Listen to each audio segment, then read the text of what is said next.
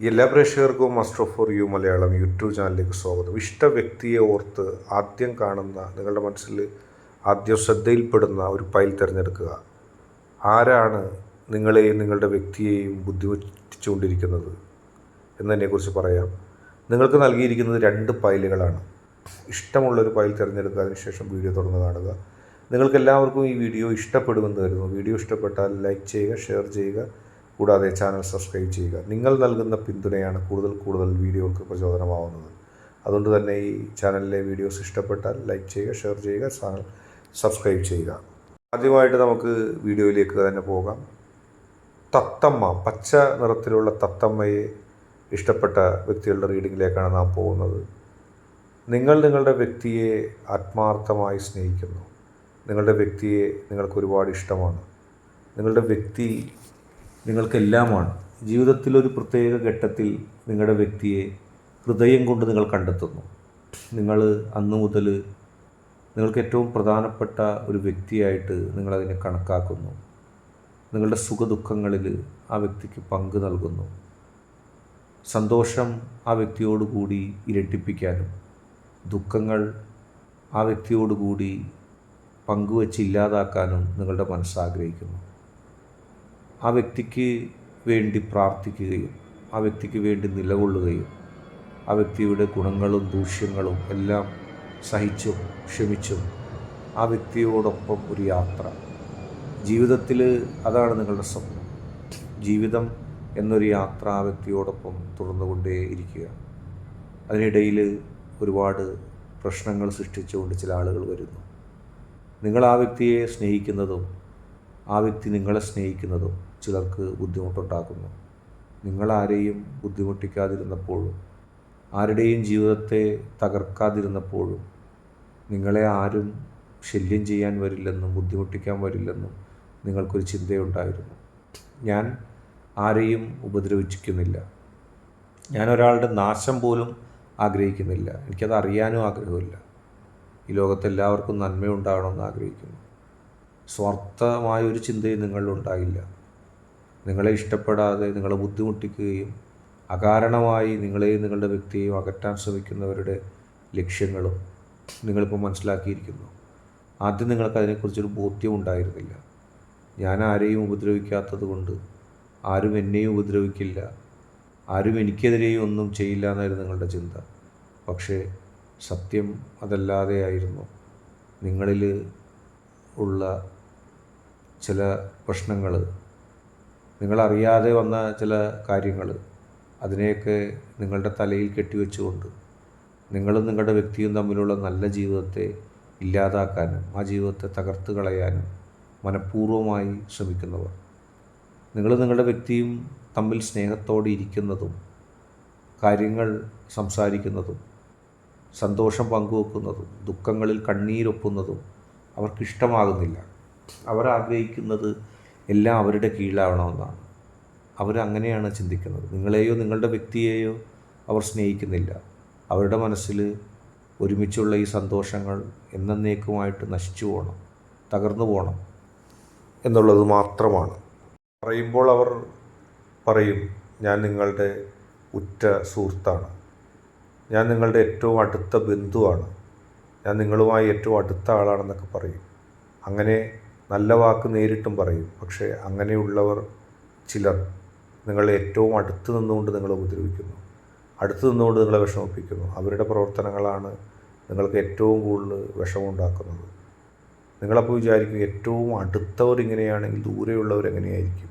ദൂരെയുള്ളവർ നിങ്ങൾക്കൊരു ഉപദ്രവവും ചെയ്യില്ല. അതായത് നിങ്ങളുമായി അകന്നു നിൽക്കുന്നവർ, ബന്ധത്തിൻ്റെ അടിസ്ഥാനത്തിലും സ്വയം പ്രഖ്യാപിച്ചുകൊണ്ട് നിങ്ങളുടെ അടുത്ത ആളാണെന്ന് പറയാത്തവരുമായ ചില ആളുകൾ നിങ്ങളെ ജീവന തുല്യം സ്നേഹിക്കുമ്പോൾ ഇവർ നിങ്ങളുടെ ജീവൻ എങ്ങനെയെങ്കിലും നഷ്ടപ്പെടുത്താൻ, നിങ്ങളെ സന്തോഷം നഷ്ടപ്പെടുത്താൻ, നിങ്ങളുടെ മാനസികമായ സന്തോഷവും ചൈതന്യവും ആ തീഷ്ണതയും തിളക്കവും ഒക്കെ ഇല്ലാതാക്കാൻ ഇവർ ആഗ്രഹിക്കുന്നു. ഇവർ ദുർബോധനങ്ങൾ നടത്തി നിങ്ങളുടെ സന്തോഷത്തെ എന്നേക്കും ഇല്ലാതാക്കാൻ ശ്രമിക്കുന്നു. സൂക്ഷിക്കുക. സംയമനത്തോടെ മുന്നോട്ട് പോകുക. സംശയമുള്ളവരോടൊരു രഹസ്യവും പറയേണ്ട, എല്ലാം ഈശ്വരനോട് പറയുക. ഏറ്റവും നല്ല രഹസ്യം പറയാൻ കഴിയുന്ന ഒറ്റ സുഹൃത്ത് ഈശ്വരനാണ്. ആ ശക്തിക്ക് മുമ്പിൽ എല്ലാം തുറന്നു പറയുക. നിങ്ങൾ അറിഞ്ഞതും അറിയാത്തതുമായ എല്ലാം അറിയുന്ന ഈശ്വരൻ ഈ ദുഷ്ടശക്തികളിൽ നിന്ന് നിങ്ങളെ രക്ഷിക്കുക തന്നെ ചെയ്യും. സന്തോഷം കളിയാടുകയും ചെയ്യും. നിങ്ങളുടെ വ്യക്തിയും നിങ്ങളും തമ്മിൽ ഒരിക്കലും പിരിയാതെ ശക്തമായി മുന്നോട്ട് പോകും. അതായിട്ട് ചിത്രശലഭം എന്ന ഫയൽ തിരഞ്ഞെടുത്ത വ്യക്തികളുടെ റീഡിങ്ങിലേക്കാണ് പോകുന്നത്. നിഷ്കളങ്കതയുടെ പ്രതീകമാണ് നിങ്ങൾ. ജീവിതത്തിൽ സന്തോഷവും ചൈതന്യവും കൈവരണമെന്നാണ് ആഗ്രഹിക്കുന്നത്. ഒരുപാട് ജീവിതചക്രങ്ങളിലൂടെ കടന്നുപോയി കഷ്ടപ്പാടിൻ്റെയും ഒന്നുമില്ലായ്മയിൽ നിന്നും വളർന്ന് ചിറകടിച്ച് വളർന്ന് പുഷ്പവാടിയിലൂടെ പറന്ന് നടന്ന് ഇപ്പോൾ സ്വപ്നതുല്യമായൊരു ജീവിതം നിങ്ങൾ ആഗ്രഹിക്കുന്നു. അങ്ങനെ ഒരു ജീവിതം നിങ്ങളിലേക്ക് മുന്നിലേക്ക് വന്നിരിക്കുന്നു. നിങ്ങളത് അനുഭവിക്കുന്നു. പക്ഷേ ചില അസൂയ ഉള്ള ആളുകൾ, നിങ്ങളും നിങ്ങളുടെ വ്യക്തിയും കഷ്ടപ്പാട് അനുഭവിച്ച സമയത്ത്, ദുരിതങ്ങൾ അനുഭവിച്ച സമയത്ത് നല്ല വാക്ക് മാത്രമായി വന്നവർ, കേവലം നല്ല വാക്ക് മാത്രമായിട്ട് നിങ്ങളോട് സഹതാപം പുറമെ കാണിച്ചവർ, അങ്ങനെ കുറച്ച് ആളുകൾ. ആ ആളുകൾ ഇപ്പോൾ നിങ്ങൾക്ക് ഈശ്വരനൊരു ചൈതന്യം നൽകിയപ്പോൾ, നിങ്ങൾക്ക് ഈശ്വരനൊരു സമൃദ്ധി നൽകിയപ്പോൾ അവർക്കത് ഇഷ്ടപ്പെടുന്നില്ല. അസൂയയാണ് അവരുടെ ചിഹ്നം.